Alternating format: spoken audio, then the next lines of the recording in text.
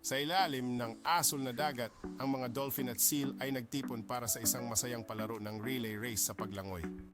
Habang ang araw ay sumisikat, ang mga dolphin ay nagpakitang gilas sa kanilang bilis at liksi, handang talunin ang mga seal. Sa signal ng kanilang tagapagsimula, sabay-sabay silang tumalon sa tubig, ang hangin ay puno ng sigla at saya. Habang lumalangoy sila, ang mga dolphin ay nagpapakita ng kanilang mga akrobatikong galaw, nagsisilbing palabas para sa mga seal. Ngunit hindi nagpapatalo ang mga seal, mabilis silang naghintay sa kanilang bahagi ng relay at handang sumabak.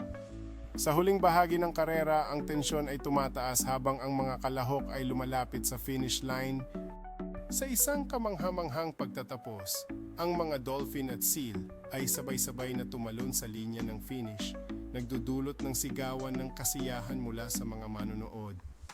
Sa wahil naisip ng lahat na hindi lang ang pagkapanalo ang mahalaga, kundi ang saya at pagkakaibigan na kanilang nabuo.